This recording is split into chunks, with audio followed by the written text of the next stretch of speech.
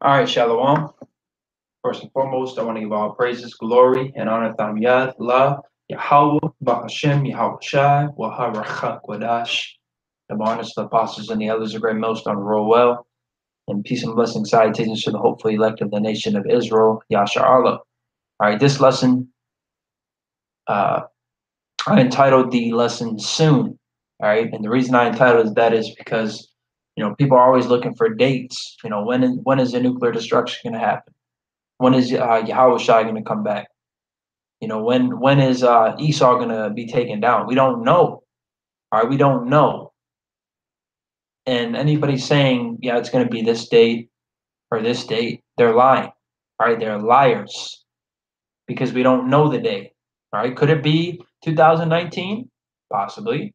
Could it be 2020? Possibly. But we know it's soon. And how do we know it's soon? Because according to the scriptures, we are in the time of the end based off of the things that are happening. All right, the prophecies that are constantly occurring. These are the indicators, the indications that we are at the end. All right, that's how we know. Okay, so let me get a couple of scripts. I'm gonna screen share here just so you can read along. We can start in Second Esdras chapter 9, or Salakia, Second Esdras chapter 8, verse 56, on down to the end of the chapter. All right, verse 56. For when they had taken liberty, they despised the Most High, thought scorn of his law, and forsook his ways. Moreover, they have trodden down his righteous, and said in their heart that there is no God. All right, that goes with Psalms 14 and 1. Yea, and that knowing they must die. And there's also another scripture in Psalms also saying that. For as the things aforesaid shall receive you, so thirst and pain are prepared for them. For it was not his will that men should come to naught. But they which be created have defiled the name of him that made them, and were unthankful unto him which prepared life for them. And therefore is my judgment now at hand. All right? This is Yahweh talking to Ezra. These things have I not shewed unto all men, but unto thee, and a few like thee. Then answered I and said, so now Ezra is about to speak, Behold, O Yahweh, now hast thou shewed me the multitude of the wonders which thou wilt begin to do in the last times, but at what time thou hast not shewed me. All right, so we don't know. All right, we don't know when these things are going to happen. A specific day. I can't sit here and tell you this day this is going to happen because we don't know. All right, we don't know. We don't know when the day of judgment is. We don't know. All right. We don't know when the nuclear, when Yahweh Shai is coming back and the nuclear destruction is. We don't know, but we know it's soon. All right, according to the scriptures, the times that we're in. This is why we know. All right, this is 2nd Esdras chapter 9, verse 1. He answered me then and said, Measure thou the time diligently in itself. All right, so Yahweh didn't tell Ezra when it was, but he told him, measure the time diligently. All right, let's look up this word diligently. All right, in a way that shows care and consensuousness and one's work or duties. Let's go to Edamon for have a better definition.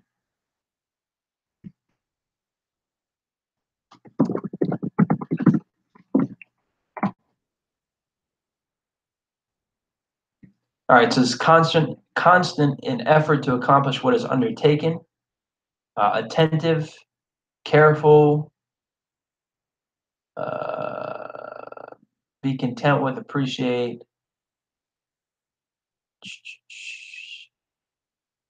Huh.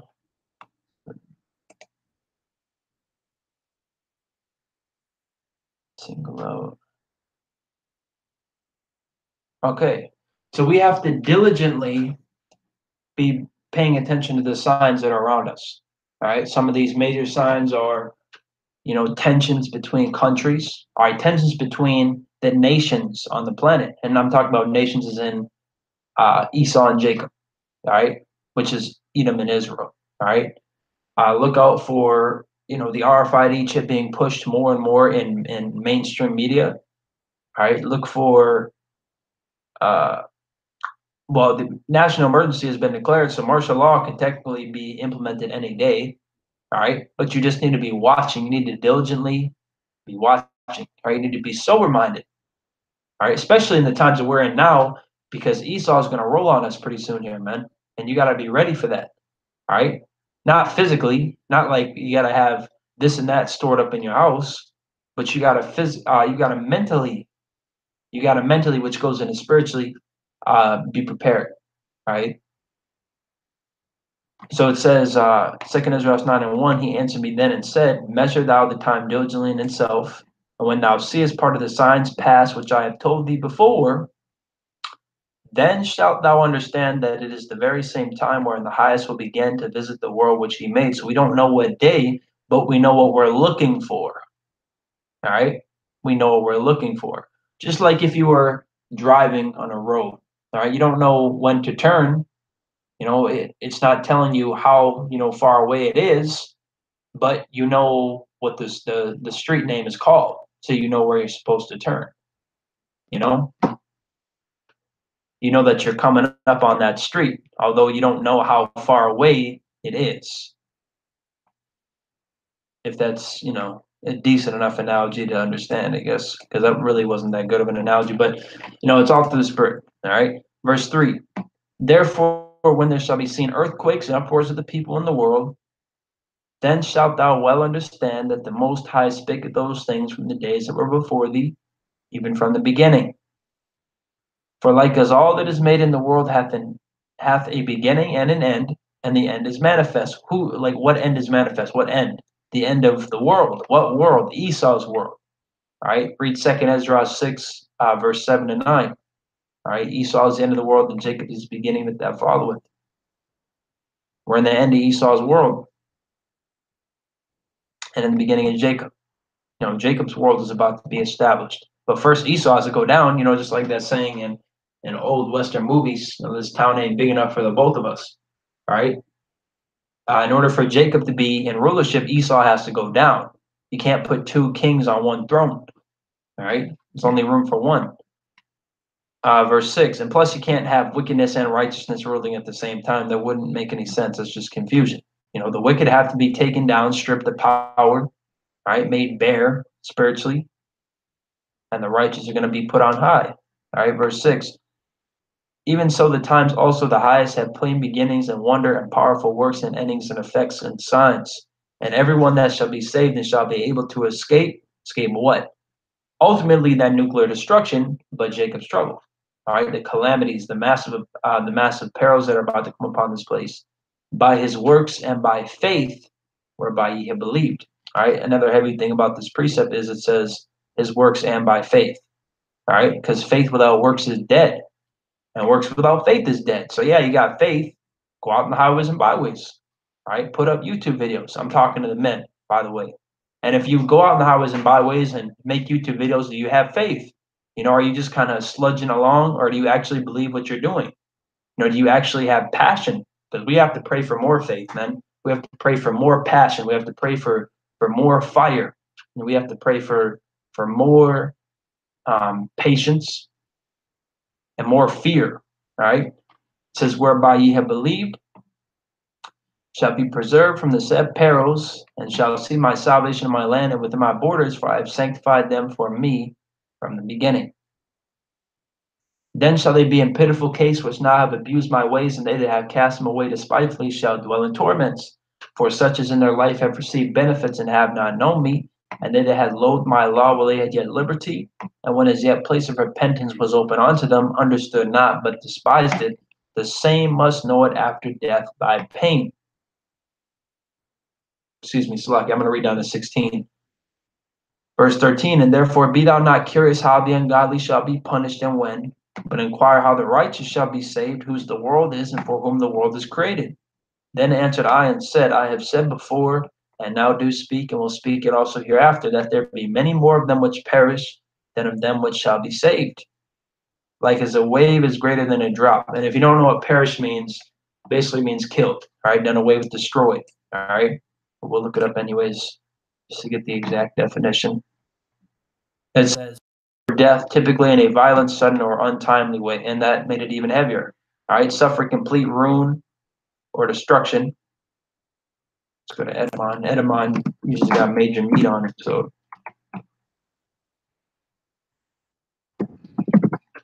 always good to go into words. It says perish, be lost, be shipwrecked. To be lost, perish. Through completely to destruction. So ultimately be destroyed. All right. Like as a wave is greater than a drop. All right. And to visualize this, just think of an ocean wave, like what you see people surfing on. Imagine that, an ocean wave compared to a raindrop. That's a major difference. All right. Next scripture we got here is Matthew 24. We're going to start at 32 on down. Read through this, relatively at a consistent pace. Okay, Matthew 24 and 32. Now learn a parable of the fig tree. When his branch is yet tender and putteth forth leaves, ye know that summer is nigh. So likewise ye, when ye shall see all these things, know that it is near, even at the doors. I know what is near, that Yahushua is coming back soon. Okay? These people saying that 2019 is the year, they're wrong. First of all, we've been in captivity for more than 400 years, all right, if you do the diligent search. Not just the northern kingdom, but really the southern kingdom too. The southern kingdom really went into captivity before 1619, if you read into it.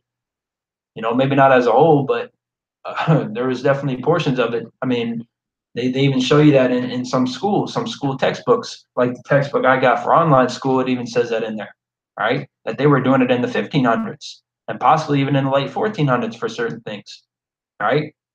So we've been in captivity for over 400 years, man. The Northern Kingdom's been in captivity since about the late 14 to 1500s. There's many different sources that show these different things. 1619 isn't the end all be all. All right. And another thing is that was fulfilled in ancient Egypt. We were afflicted for 400 years, but we lived peaceably with them for like 30 years or something like that. All right.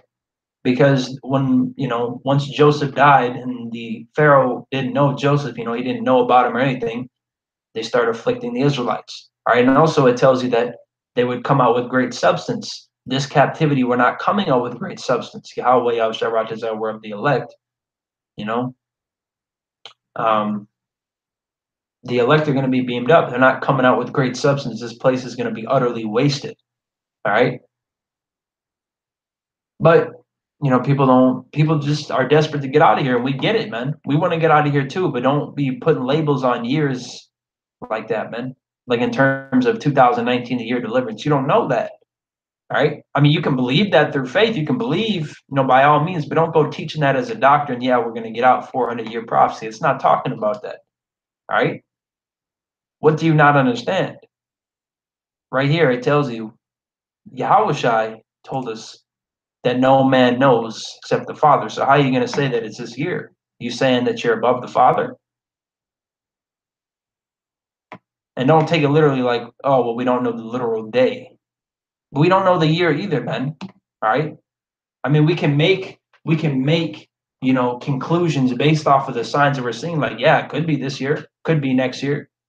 You can believe that it's this year or next year, but don't go around teaching that it's definitely this year. Like you can prove that with scriptures, because you can't prove that with scriptures, man. All right.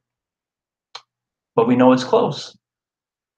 And that's a major test of faith in itself, because analogy I've used before is, if you tell somebody that there's a test this day, more than likely, I mean, they'll be studied up towards the end of it, or some people may even study the night before. But what if you don't tell them at all? What if you do like a pop quiz? You think as many people would have studied? No, because they didn't know. They weren't diligently working on it. All right. So if we knew exactly the day, if we knew, yeah, next month, Yahushua is going to come back, all these people, they would be working their ass off, man. They'd be doing loads of videos going out. But it's like, if we don't know what day it is, people are going to slack. People are going to procrastinate. It shows faith. It shows your ferventness. It shows your sincerity. All right, because you don't know what day it is, but you're still treating every day like it's the last. If you get what I mean. All right. You're constantly every day in the scripts making videos. On a daily basis, or more than a couple times a week. Because the command is that we do 3 videos or more a week. But I recommend that you try to do 1 a day. Because there's a lot of topics that we can bring out. Even do videos with Akim, or even just bring out a righteous ram and just get the spread the word. It's better to feel confident with the work that you've done than to look back and say I should have done more videos, or I should have went out more, or whatever. All right, this is Matthew 24, and I'm saying that to myself too. Yahweh that we can be on fire and be fervent, and not just on fervent, not just for like 1 week be hot, but always, consistently. We should try to make a video every day. We should make sure that we're always going out every week, Saturdays, or whenever you go out. Typically people go out Saturday. I go out Saturday because that's honestly probably the best day. But if you go out Fridays, Mondays, it doesn't matter what day of the week you go out, man, as long as you're going out. But Saturdays just works, well for most people. But anyways, just make sure that you're being consistent, man, because it's not just about being hot. Oh, well, I made 10 videos this week, or I made 5 videos this week, or I made 12 or 6 or 5 or 20, whatever videos this week, and then the next week you just nowhere to be found. You got to be consistent. All right, you got to be consistent. Like in basketball, if you have one night where you score 45 points and then the next you don't even score a point, like, you think people are really going to care that you scored 45 points? You're not consistent. People are looking for consistency. I'd rather have somebody that's going to score 25 plus points every game than somebody that's going to score 45 points and then not show up the next few games. Like just be under 10 points like for the rest of the month. You want to be consistent. All right, consistent. All right. So let me get this. This is Matthew 24:34. Verily I say unto you, this generation shall not pass till all these things be fulfilled. Heaven and earth shall pass away, but my word shall not pass away. But of that day and hour knoweth no man, no, not the angels of heaven, but my Father only. So only Yahweh knows when Yahweh Shai is coming back. All right. But we're anticipating that it's soon through the spirit and power of Yahweh Yahushai. Like 2 Ezra 9 says, we're diligently looking at the signs. All right. Verse 37, but as the days of Noah were, so shall also the coming of the Son of Man be. For as in the days that were before the flood, they were eating and drinking, marrying and giving in marriage until the day that Noah entered into the ark, and knew not until the flood came and took them all away. So shall also the coming of the Son of Man be. Then shall 2 be left, or Slaki doesn't say that. Matthew 24:40. Then shall 2 be in the field, the one shall be taken and the other left. 2 women shall be grinding at the mill, the one shall be taken and the other left. Watch therefore, for ye know not what hour your Lord doth come. So did Yahweh Shai lie? Do we actually know when he's coming? No, we don't. All right, we don't. The Bible doesn't contradict itself, man. Whenever you come across a point, you're like, is that a contradiction? That means you lack understanding, right? Watch a video or something. I've been in that situation many times, right? But as long as you have faith and understand that the Bible doesn't contradict itself, then you're going to be all right. Just make sure that you're figuring out what it actually means then, and not just leaving it there. But know this, that if the good man of the house had known in that which, or Salakia, Matthew 24:43, but know this, all right, so know this, keep this in mind. Keep this in the front of your mind. Don't just put it in the back. Keep this in the front of your mind. That if the good man of the house had known in what watch the thief would come, he would have watched and would not have suffered his house to be broken up. Therefore be ye also ready, for in such an hour as ye think not the Son of Man cometh. Who then is a faithful and wise servant? Right? It shows that you're faithful, man. if you consistently are doing this work, whom his Lord hath made ruler over his household, to give them meat in due season. Blessed is the servant whom his Lord, when he cometh, shall find so doing. Verily I say unto you, that he shall make him ruler over all his goods. But and if that evil servant shall say in his heart, my Lord delayeth his coming, which I believe that's what that 2,000-year prophecy was. That was a major test of faith. A lot of people fell off. A lot of people fell completely off the map once that happened and Yahushua didn't come, man. That was a major test of faith. All right. And shall begin to smite his fellow servants, and to eat and drink with the drunken. The Lord of that servant shall come in a day when he looketh not for him, and in an hour that he is not aware of, and shall cut him asunder and appoint him his portion with the hypocrites. There shall be weeping and gnashing of teeth. All right, so you're gonna have a bill to pay if if Yahushua returns and you ain't doing what you're supposed to be doing, man. I don't know why I pressed the next page or chapter. Well, yeah, still page. So lock you on to the next one. This is Isaiah 62 and 6 to 7. I have set watchmen. Hold on. Okay, yeah. I want to make sure I'm starting in the right spot. I have set watchmen upon thy walls, O Jerusalem, which is a people before a place, which shall never hold their peace day nor night. Ye that make mention of Yahweh keep not silence, and give him no rest till he establish, until he make Jerusalem a praise in the earth. All right, so we have to be watching. All right, we were set up to be watchmen. We have to be watchmen. All right, be looking at news. Make sure to be putting up videos, keeping people updated. Which I gotta look up the news myself.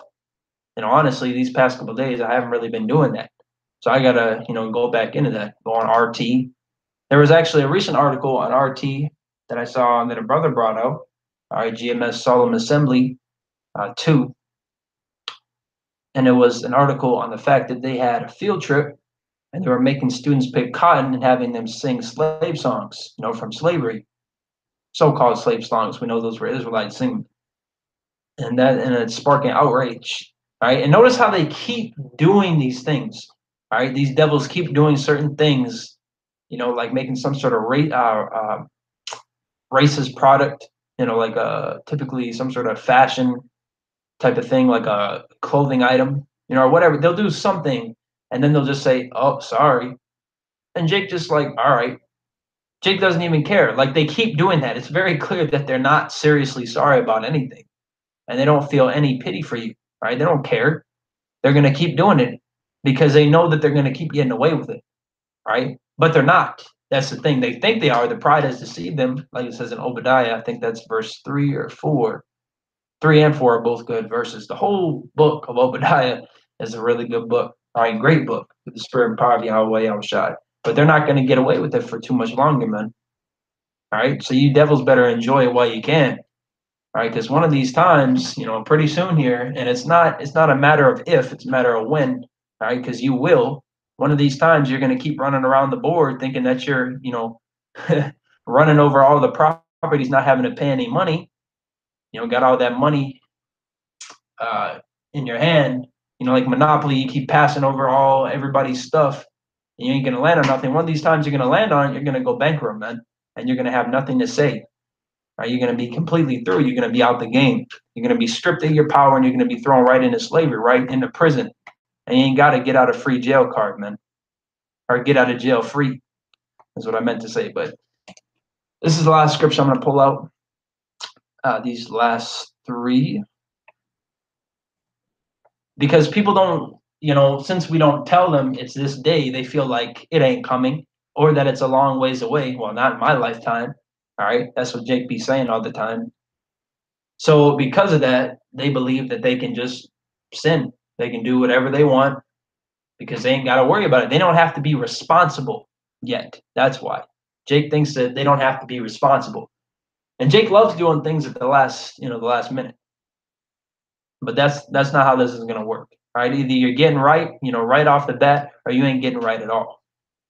All right, there ain't no, well, I'm just going to wait till the last week, and then you don't know when that last week is, So it's Ecclesiastes 8 and 11 to 13. Because sentence against an evil work is not executed speedily, so because judgment doesn't just, bam, come upon somebody like that, Therefore, the heart of the son, which it does sometimes, therefore the heart of the sons of men is fully set in them to do evil. Though a sinner do evil 100 times and his days be prolonged, yet surely I know that it shall be well with them that fear Yahweh, which fear before him.